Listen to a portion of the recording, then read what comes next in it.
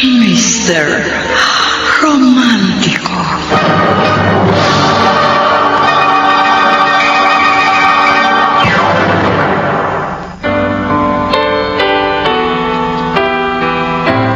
Ang pag-ibig ay sadyang masalimuot at walang sino mang nakatitiyak na magiging kapalaran. Dapat lamang ihanda ang ating sarili sa gagawing pakikipagsapalaran.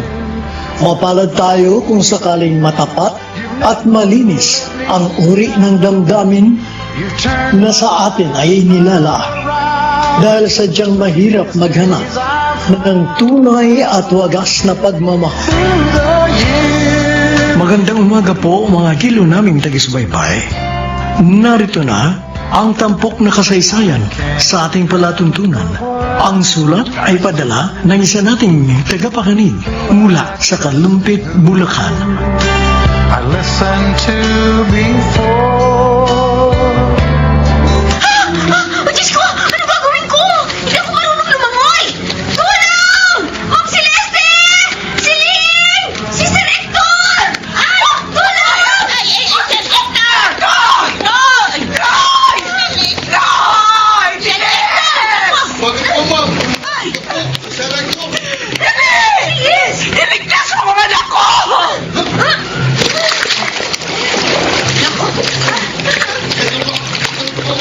Ito mo si Sir. Ay! Ano mo niya? Ay, ako, si Sir! Oh, Diyos ko po! Sana po ay po si Sir! Isipin mo na siya, no? Bilis! Opo. Opo.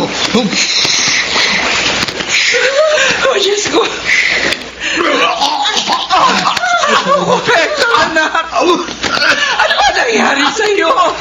Ikaw, Malis! Nakita mo ba kung ano nangyari? Ma'am, nakita ko na lang po siya lumulutang sa pool. Hindi ko naman pumasak luluhan kasi hindi ako marunong lumangoy. Hector, ano nang pakiramdam mo? Tumawag kayo ng doktor! Opo, ako na po tatawag ng doktor, Ma'am Celeste.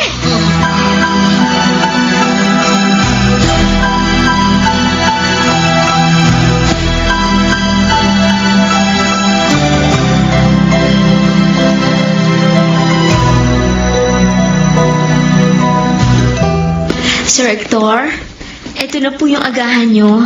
Baksilog at mainit na brewed coffee. Pakilapag na lang dyan sa table. Eto na po, sir. Kung may kailangan po kayo, tawagin nyo lang po ako. Nasabi sa akin ni Celine ikaw yung nakakita sa akin kagabi. Nung muntik na akong malulod sa pool. Opo, buti na lang at nakita ko po kayo kaagad. Kung hindi pala baka nawala na ng anak si Ma'am Celeste.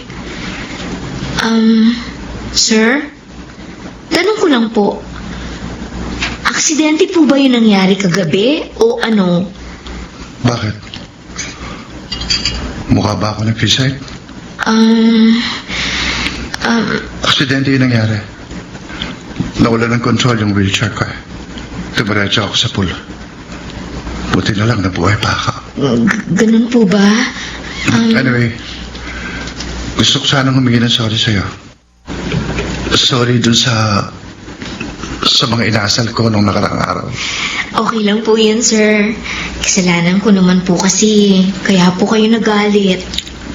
Pero hindi kita dapat pinagsasalitaan ng nasasakit. Promise ko sa'yo, hindi na ako magsusungit.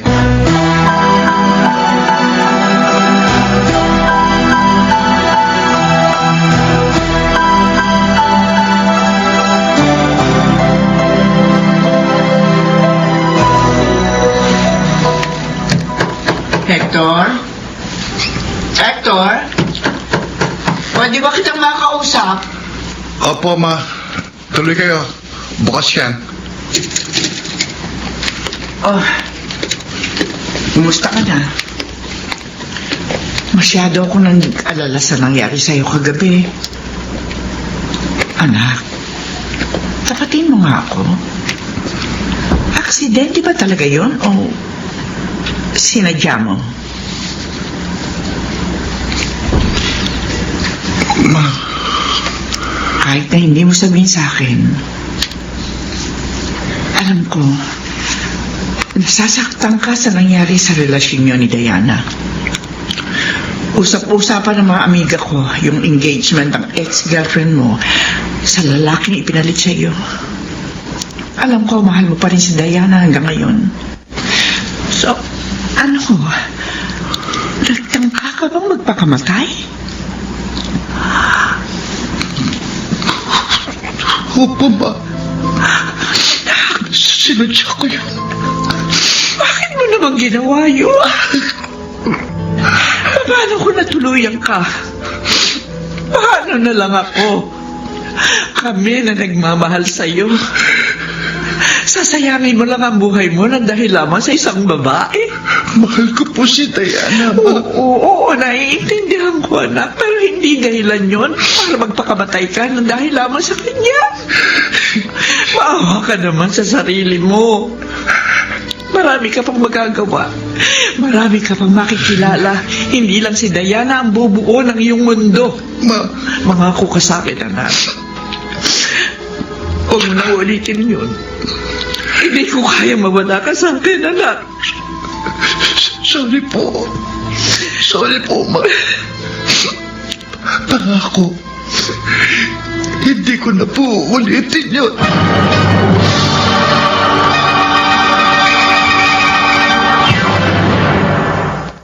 Mr. Romantiko. Anak, hindi ka ba papasok ngayon sa printing house? Wala po akong ganang umalis ng bahay, ma.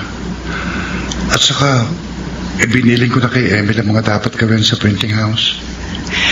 Anak, may problema ka ba? Bakit ganun, ma? Lahat ng mga babaeng minamahal ko, iniiwan ako. Dahil ba sa itsura ko? Dahil ba sa kapansanan ko kaya mukha akong walang silbi sa kanila? Si Diana na naman ba? Mahal na mahal ko siya. Nung kami pa, inayaan ko siyang makipag-cool off sa akin sa pag-aakalang babalik pa siya. Pero iiwan pala niya ako para sa ibang lalaki. Ako naman itong si Tara, umasa pa rin. Hanggang sa nakita ko na lang, na ikakasal na siya doon sa lalaking pinalit niya sa akin. Isa lang ang ibig sabihin nun, anak. Hindi kayo nakatadhana para sa isa't isa. Huwag mong sayangin ang pagmamahal mo sa kanya dahil merong ibang babaeng nakalaan para sa iyo. Sa totoo lang, ma, parang ayoko nang magmahal. Anak naman, huwag kang magsalita ng ganyan. Sina Grace, Lisa, Marian, na pinaglaanan ko ng pagmamahal pero tinanggihan ako. At ito pa si Diana. Iniwan naman ako dahil ganito kalakaya ko. Ewan ko pa kung bakit ginawa sa akin ito ng Diyos, ma. Siguro kung hindi ako ganito, hindi ko mararanasan itong sakit na nararamdaman ko ngayon. Anak, Kasalanan nito ni Maring. Dahil sa kanya kaya nangyayari sa akin ito. Sinira niya ang buhay ko! Hector. Este, ano po yung mga gamot ni Sir Hector? Sige, pakipatong na lamang dito sa mesa. Ito na po. Sige po, babalik na po ako sa kusina. Hector, tama na. Tama na. Huwag mo na sisihin pa si Maring. Matuto kang patawarin siya. Ma, Makikita mo rin na babaeng mamahalin ka kahit na ganyan pa ang kalagayan mo. Maghintay ka lang, anak. At darating din yan. In God's perfect time.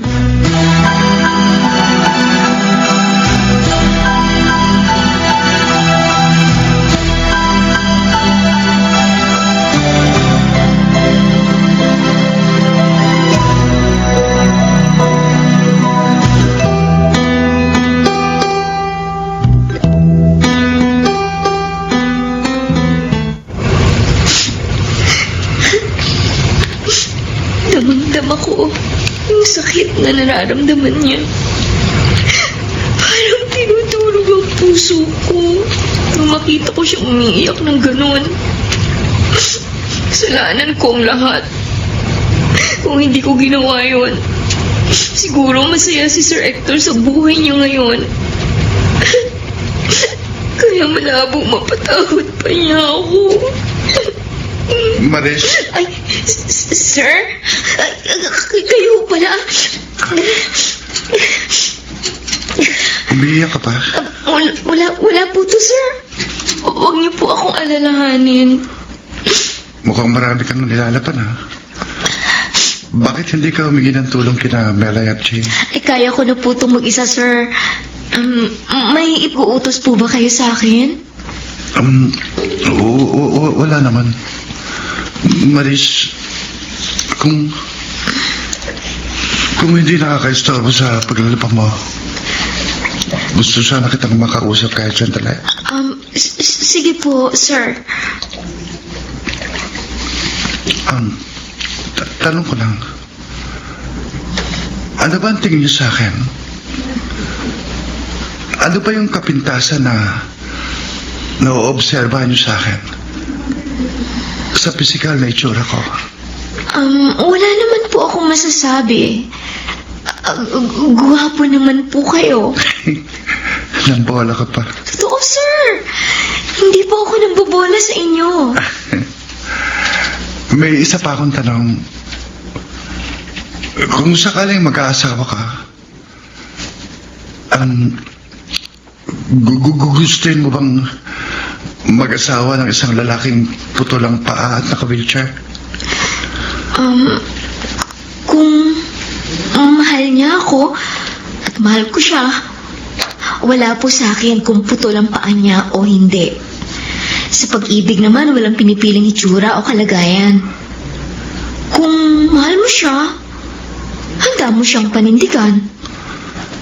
Sana ganyan ang pananaw ni Diana. Bakit, sir? Iniwan po ba niya kayo dahil sa ganyan ang kalagayan ninyo? Sad to say, pero oo. Kahit hindi niya sabihin ang diretso sa akin, nararamdaman ko sa mga kilos niya. Anyway, thanks for your time, Maris. Wala po yun, sir. Hindi bala. From now on, susubukin kong baguhin ang ugali at pakikitungo ko sa lahat.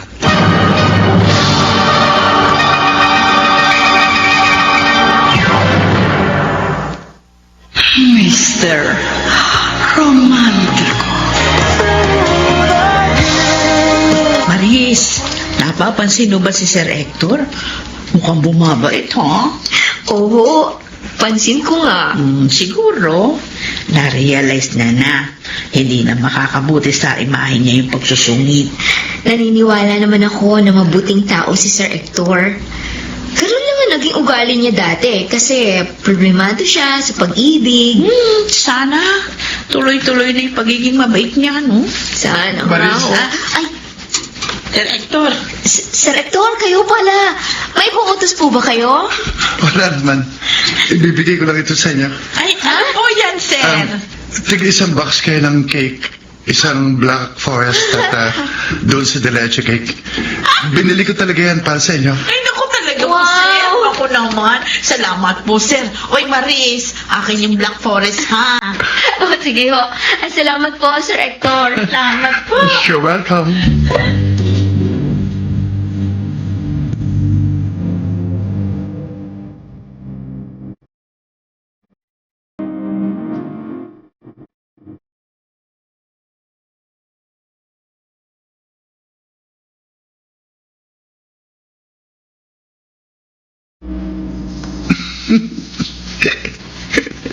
Oh, nandito ka lang pala sa garden natin.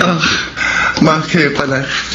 Sino naman kaya nagpapasaya sa uniko iho ko? Kayo talaga, ma. Iniintriga niyo pa ako. For 15 years. Ngayon lamang kita nakitang masaya. Kung sino man yung nagpapasaya sa'yo, Malaki ang pasasalamat ko sa kanya. Masaya lang ako, Ma, kasi unti-unti ko nang nalalat ko si Diana. Good. At saka, mas masaya pala kapag marami kang kaibigan. Basta, ipagpatuloy mo lang ang pagiging masaya.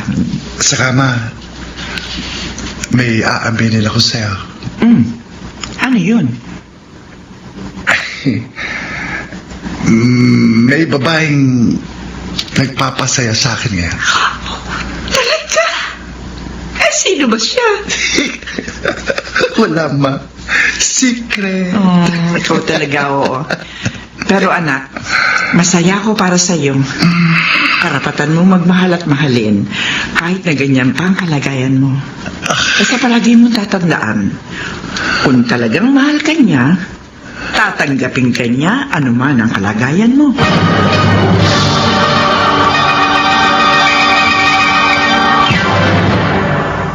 Mr.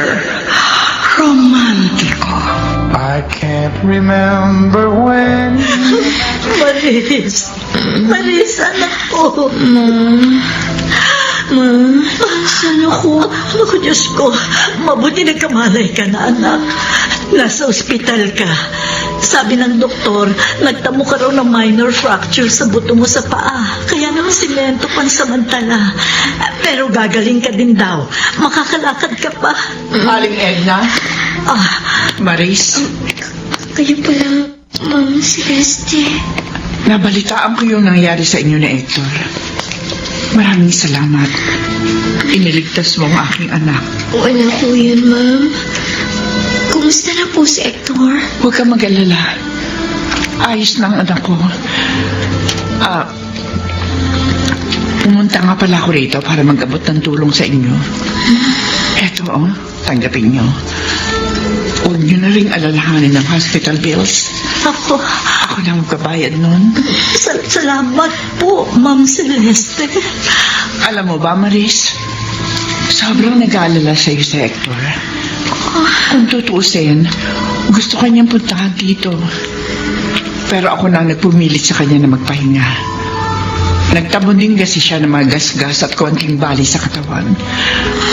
Nagpapasalamat talaga ako sa Diyos. At ligtas kayong pareho.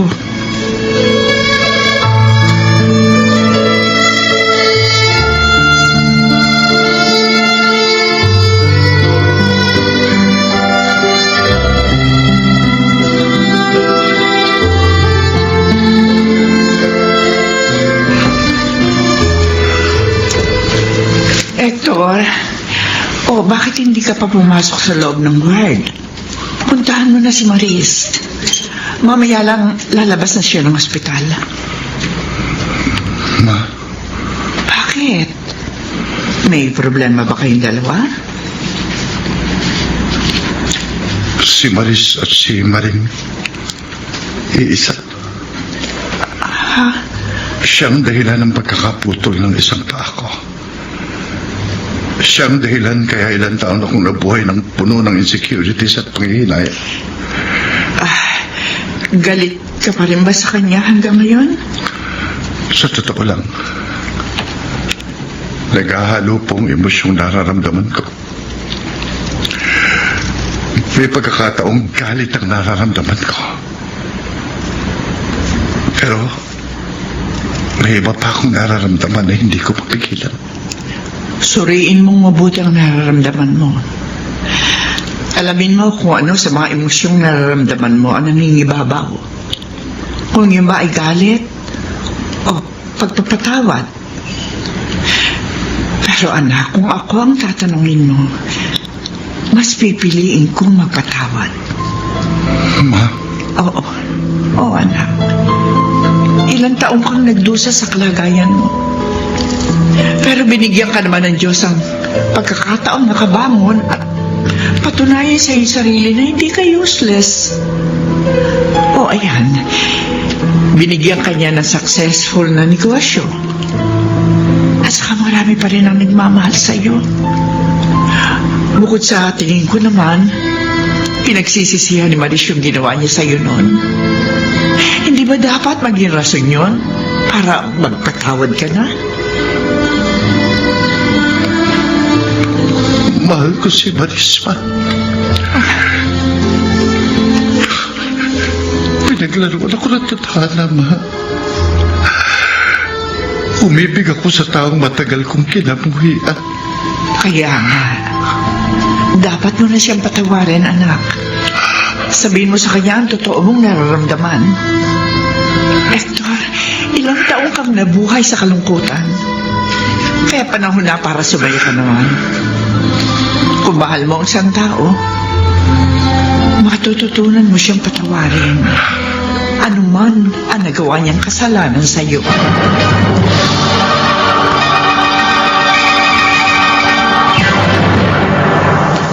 Mr.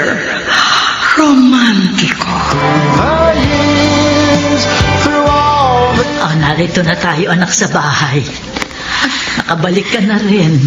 Ma, na-miss ko po ang bahay.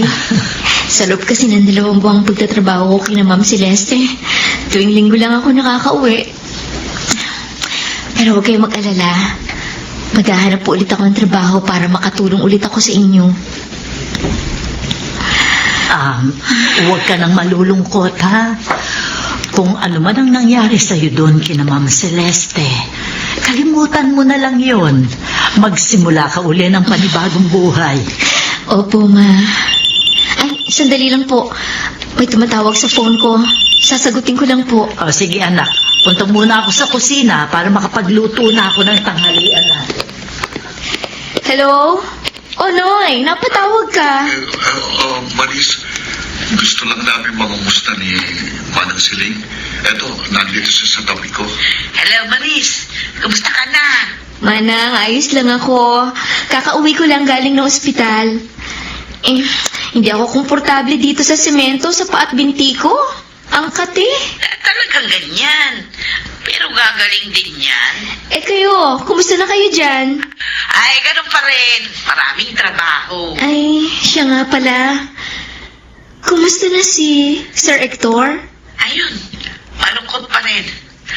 Yung negosyo nga niya, pinaasikaso nga muna doon sa kanyang pinsan. At saka parang narinig ko si Ma'am Celeste na magbabakasyon daw muna sa Amerika si Sir Hector. Ganun ba? Ay, Maris, may sasabihin pala uli sa'yo si Noy. Eto, Hello, Maris. Siya nga pala. Anong trabahong papasukin mo pag magaling ka na? Kahit ano, basta kaya ko magiging trabaho. Tama. May sinabi sa akin yung pinsan kong head ng HR sa isang ink factory sa kabilang bayan. Sabi niya sa akin, marami daw matatapos ng kontrata sa susunod na buwan. Pinag-a-apply niya ako eh. Gusto mong mag-apply ka rin? Kapag nagkataon, sa inventory ka ilalagay. Ano, interesado ka ba? Ay, oo naman. Interesado ako. O di bali, matanggal lang itong simento sa bintit pa ako. Sasama ako sa'yo na mag-apply dyan.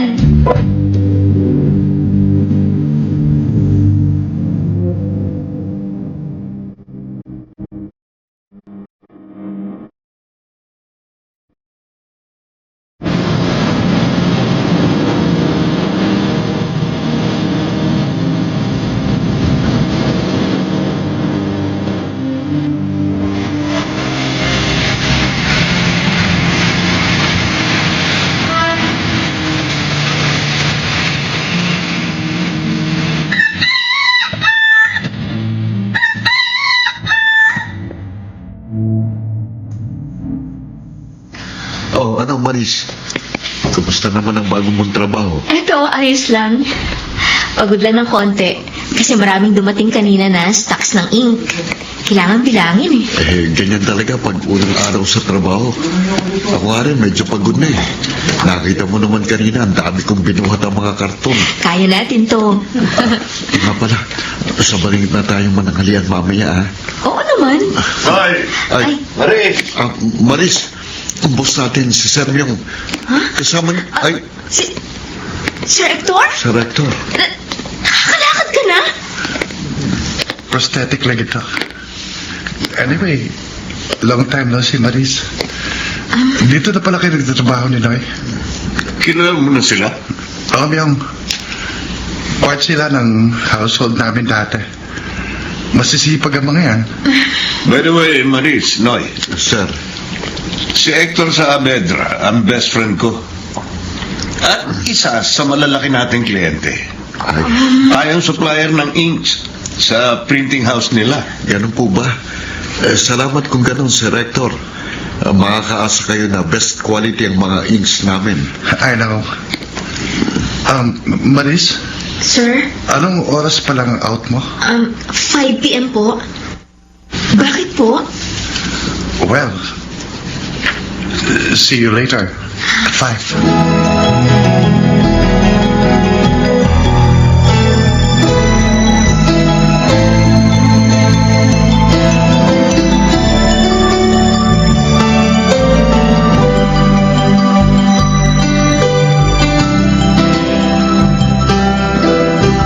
Maris, naka-out na ako. Tara, sabay na tayo. Mauna ka na, Noy. Ha? May hihintayin pa kasi ako. Ay, oo nga pala.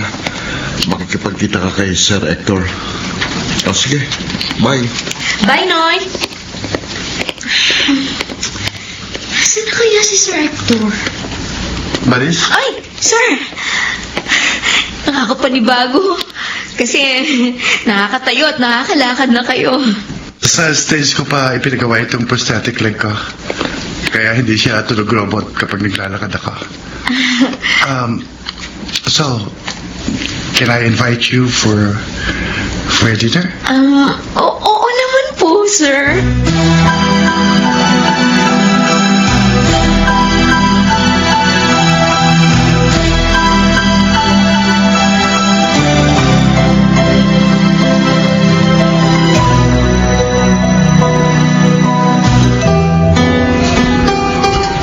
Maris, okay ka lang ba?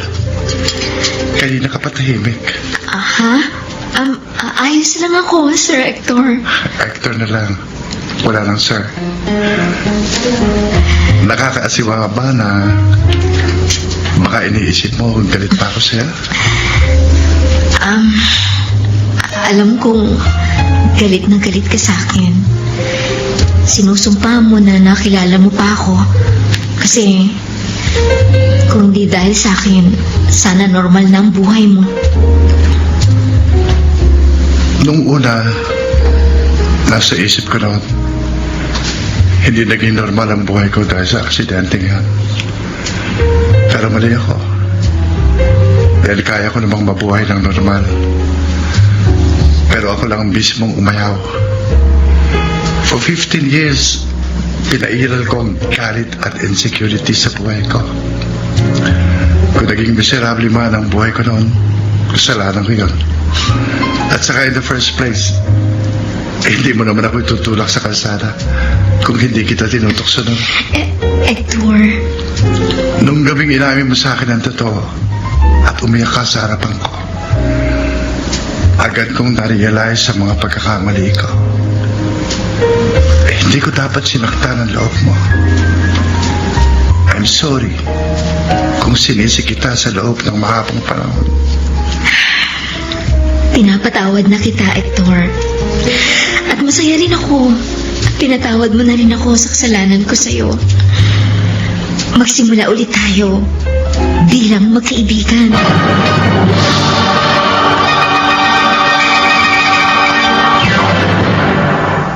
Mr. Romantico. Hector, napapansin ko, madalas kang nandito sa warehouse namin. May inaabangan ka ba rito? Oo, Myong. Si Maris, yung sa inventory department. May gusto ka sa kanya, no? Kung sa bagay, magpapakahirap ka ba naman pumunta dito araw-araw kung wala kang gusto sa kanya? Matagal na ako may gusto sa kanya. Kahit na nung nagtatrabaho pa lang siya sa akin. From a sophisticated Diana to a simple woman like Maris. Pero between the two, mas gusto ng mga lalaki ang katulad ni Maris dahil feeling secured sila. Kaya no wonder, pare. May mga nababalitaan ako nanliligaw doon sa kanya dito sa loob. Ilan sila? Siguro mga 5. Pero yung apat, ang balita ko, binasted agad ni Maris. Sino yung isa? Si Noy, yung sa delivery department. Napapansin ko, very close sila ni Maris. Lagi sila magkasama sa lunch at merienda. Madalas nga rin, pag wala ka, si Noy naghahatid kay Maris sa bahay nito. Talaga? Oh, mukhang nagsiselos ka na dyan, ha? Eh, malay natin, baka friends pa lang sila. Pero payo ko sa iyo, bro. Kung may gusto ka talaga sa kanya, huwag ka na magpatumpik-tumpik pa. Ligawan mo na, hindi yung panay paramdam ka lang.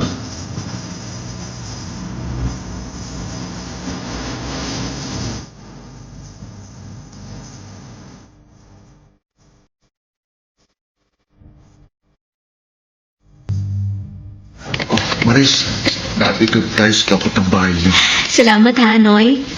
Nag-abala ka pang ihatid ako sa bahay ko kahit na malayo pa yun sa inyo. Wala yun. Basta tang mahali ka lang sa akin masiguro kong ligtas ka. May itatanong pala ako sa iyo kung okay lang. Ano ba yun? Si Sir Hector ba ang liligaw sa iyo? Ang totoo niyan, nagtapat na siya ng pag-ibig sa akin dati. Pero hindi pa siya formal na naliligaw sa akin. May bala ka bang sagutin siya? Hindi ko pa masasagot yan sa ngayon. Maris, nabalitaan mo ba yung usap-usapan sa warehouse na nililigawan daw kita? Bala ko sanang totohanin Ha?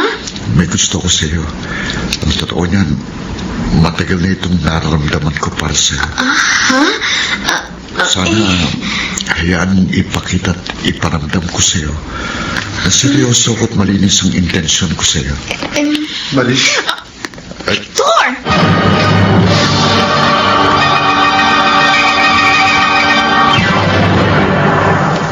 Mr. Romantico. I can't remember when.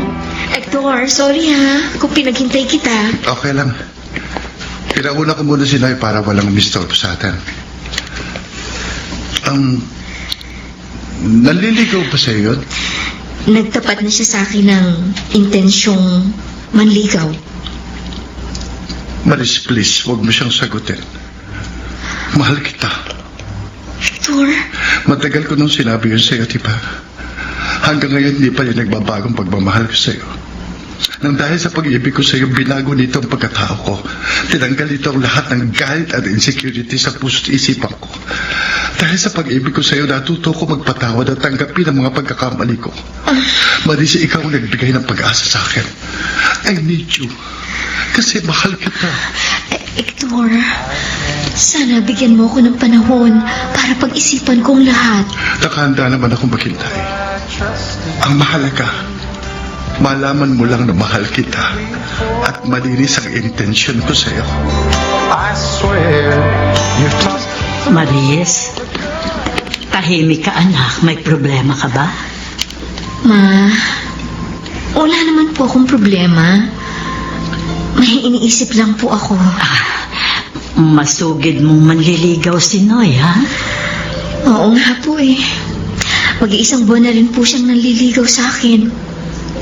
Mukhang gusto mo siya. Tama ba ako? Opo, Ma. Kung ganun, paano na si Hector? Alam ko mahal ka rin ng tao. Ikaw, ano ba nararamdaman mo? Sino ang mas matimbang sa'yo? Sa totoo lang po, naguguluhan ako. Mahal ko po si Noy. Pero merong espesyal na puwang sa puso ko si Hector. Piliin mo kung sino talaga nilalaman ng puso mo. Yung isa, huwag mo nang paasahin. Alam mong masakit ang pinaasa. Anak, pag-isipan mong mabuti ang gagawin mong desisyon.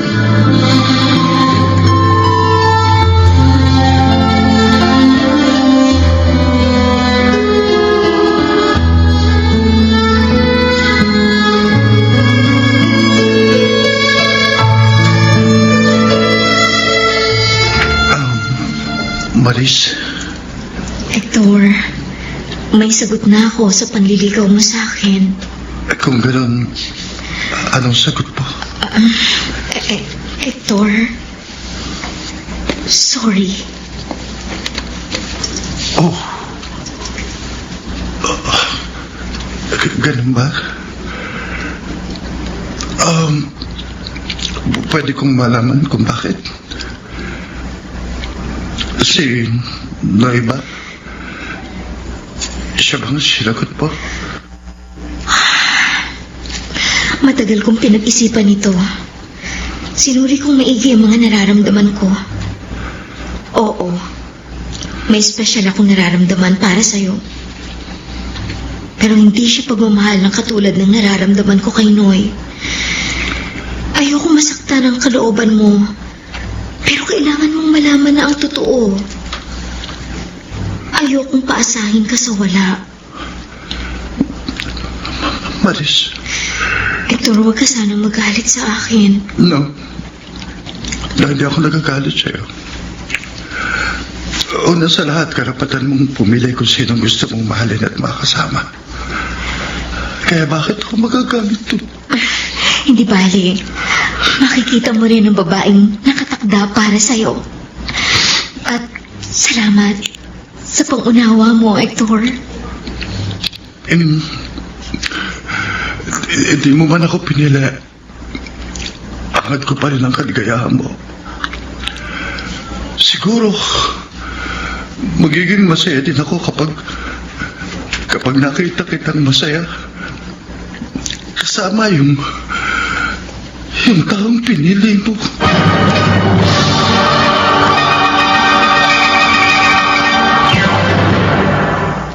Mr. Romantic. Uy, mukhang malalim ang iniisip mo, ha? May problema ka ba? Maris, may sasabihin ako sa'yo eh. Pinapupunta ako ng mga magulang ko sa probinsya. Ha? May pinapaasikaso sa akin doon. Hindi ko raw pwedeng ipagpaliban. Ganun ba? Ano naman yung pinapaasikaso sa'yo doon? Marami. Basta may kinalaman sa usaping pamilya. Si tatay kasi ang nagpapabalik sa akin doon. Hindi naman ako makatulog sa kanya kasi alam mo na. Okay, naiintindihan kita. Basta ha, pangako mo sa akin. Nababalikan mo ako.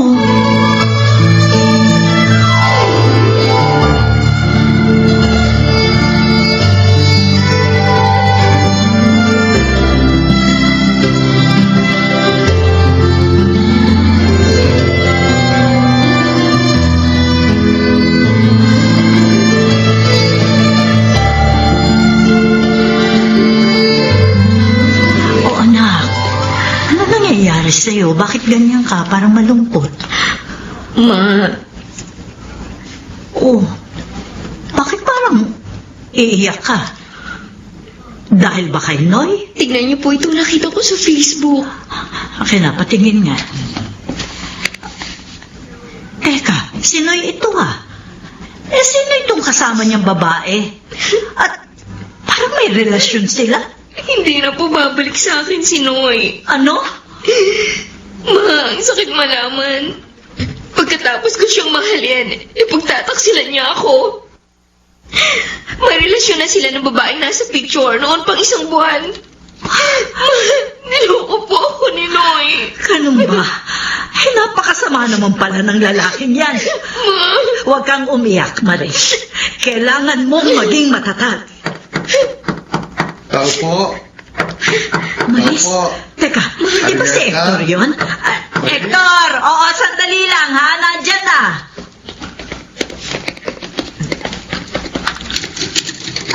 Halika, tuloy ka, Hector. Salamat po, Arieta. Maris, mukhang kagagaling mo lang sa pag-iyak ah. Umiiyak siya kasi Siya nga ho pala, may dala akong pagkain para sa inyo. ako, salamat iho. Maris, ikaw, subukan mong ngumiti kahit may problema ka. Basta tandaan mo lang, kung kailangan mo tulong ko, I can't remember narito lang ako. Sabihin mo sa akin ang problema mo, baka makatulong ako. Si Noy, hiwalay na kami ng boyfriend ko. Ha? Talaga? Pero bakit? Nadiskubre ko na kaya pala siya bumalik ng probinsya. Hindi para bisitahin ang mga magulang niya, kundi para makipagtanan dun sa kabit niya. Iloko lang niya ako, Hector. Hindi ko akalain na magagawa niya yan sa akin. Sama naman ang lalaking yun. Ginampanan ko naman ang tungkulin ko bilang girlfriend niya. Naging tapat naman ako sa kanya. Tapos lulukuhin lang pala niya ako. Basta-basta lang niya ako ipagpapalit sa ibang babae. Hector, Naintindihan kita. Masakit talaga ang lokohin ng taong binahal at pinagkatiwalaan mo. Pero matatapos din yan. Kalimutan mo na si Noy. Isipin mo na lang na hindi kayo para sa isa't isa. Alam mo, marami naman siyang ibang lalaking pwedeng magmahal sa'yo eh. Kaya ikaw, huwag kang umiyak dyan. mahirap mawala yung mahal mo. Nakakalungkot. Masakit. Nakakamiss. Bakit ganun? Pagkatapos ng saya, dadating din yung time na iiwan ka niya. Ang sama pa. Doon pa sa part na sobrang mahal mo na siya. Nasasaktan ako sa tuwing nakikita kitang umiiyak, Maris. Huwag mo nang saktan para sarili mo. Buksan mo ang mga mata mo at makikita mo. Mayroong ibang lalaki ang magmamahal sa'yo. At ako yon, Maris.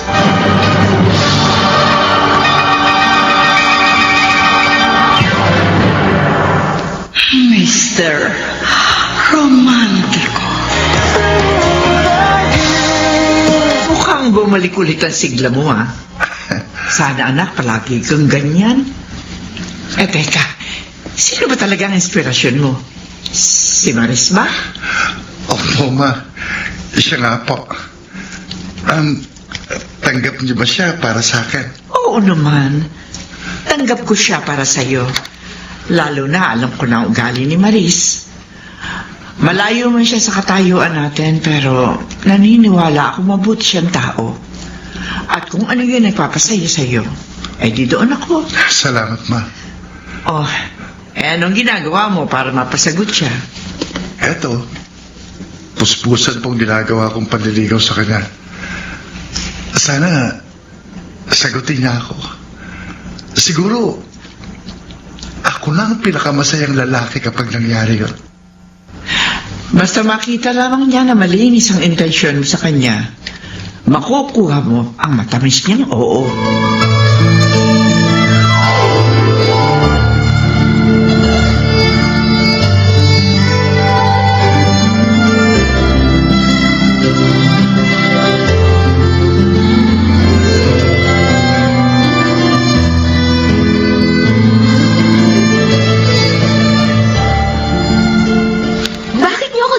Sa resort sa itaas ng bundok. Anong meron, Manang Siling? Ay, basta. O sige ha, ay iwan na kita. Sandali! Bumalik ka dito, Manang Siling! Maris, Hector? Teka! Anong meron? kaya kita ipinasundo kay Siling. Dahil magkakaroon tayo ng candlelight dinner doon sa itaas. Maganda rin ang tanawin doon. Talaga? Ang galing naman. Maris, marami tayong pinagdaan ng pagsubok na dalawa.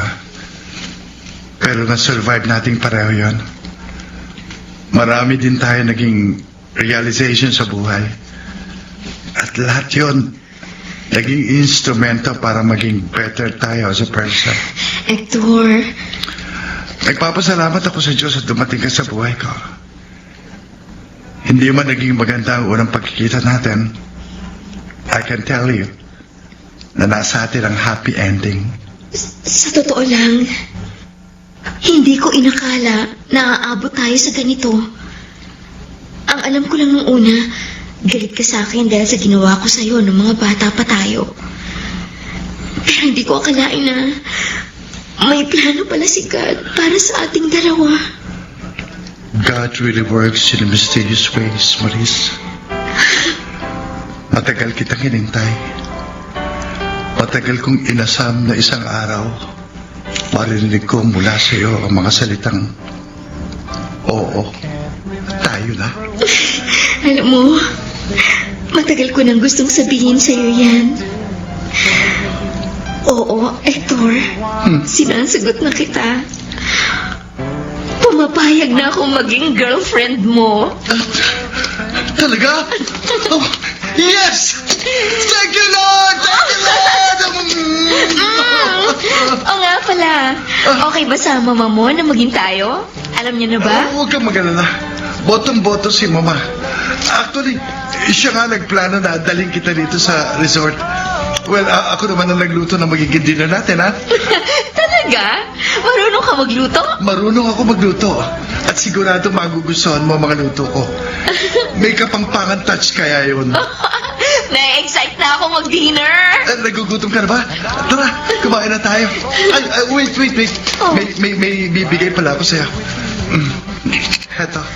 Teka, Sing-Sing? Ano to? Kasal na agad? Boyfriend-girlfriend ring. Wow! May ganito talaga? Tayo magpapauso yan. Malay mo, mauwi yan sa wedding ring. Ikaw talaga. Marami kang paandar. Pero gusto ko yan. Proud ako suotin itong singsing na to. Malay nga natin. Baka sa simbahan din ang tuloy natin. May isa pa akong surprise sa'yo.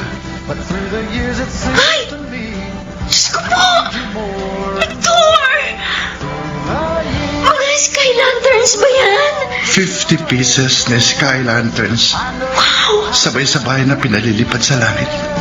Para sa'yo. Oh, Ano, nagustuhan mo ba? oo, mahal. Ang ganda nilang pagmasdan. Nagliwanag ang madilim na langit.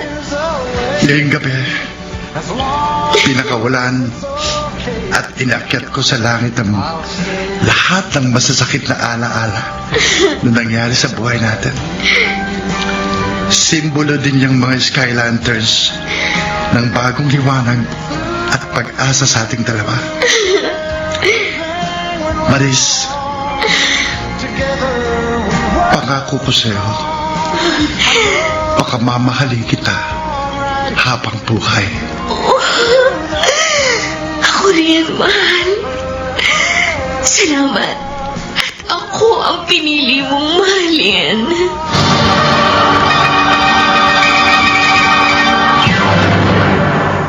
Mr. Romantiko.